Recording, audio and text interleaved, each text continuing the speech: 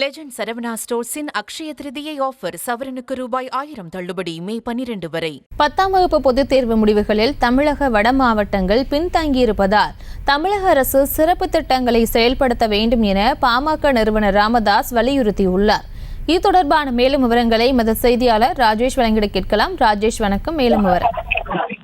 பிரியங்கா வணக்கம். 10ஆம் வகுப்பு தேர்வு முடிவுகள் வெளியாகி இருக்கக்கூடிய நிலையில் அதில் இந்த 15 இடங்களில் 12 வட மாவட்டங்கள், அதாவது இந்த கடைசி 15 இடங்களில் 12 வட மாவட்டங்கள் இருக்கின்றது. வட மாவட்டத்தில் தொடர்ந்து கல்வி பின்தங்கிய நிலையில் தான் இருக்கின்றது.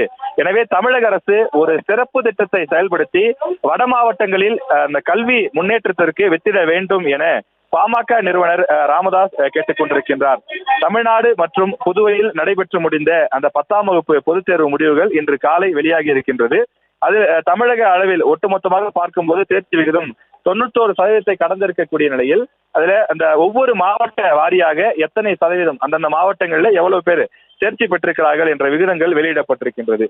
அதில் தமிழ்நாட்டில் இருக்கக்கூடிய 38 மாவட்டங்களில் வட தமிழ்நாட்டில் இருக்கக்கூடிய அந்த கல்வி என்பது மிகவும் பின்தங்கி இருக்கின்றது.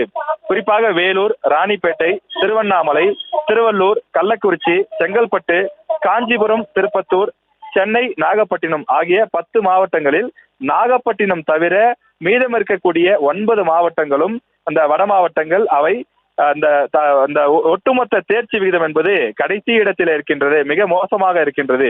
அதைவிடவும் மோசமாக தர்மபுரி, மயிலாடுதுறை, நீலகிரி, கிருஷ்ணகிரி, சேலம் ஆகிய மாவட்டங்கள் 3 மாவட்டங்கள் வட தமிழகத்தை சார்ந்தவை. அந்த மயிலாடுதுறை காவிரி பாசன மாவட்டமாக இருக்கின்றது.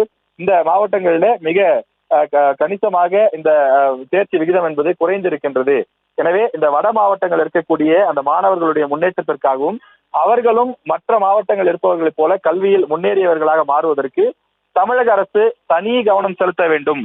12ஆம் வகுப்பு தேர்வாக இருந்தாலும் 10ஆம் வகுப்பு பொதுத் தேர்வாக இருந்தாலும் இந்த வட மாவட்டங்களில் கல்வி அளவில் பின்தங்கிய நிலையில் தான் இருக்கிறார்கள்.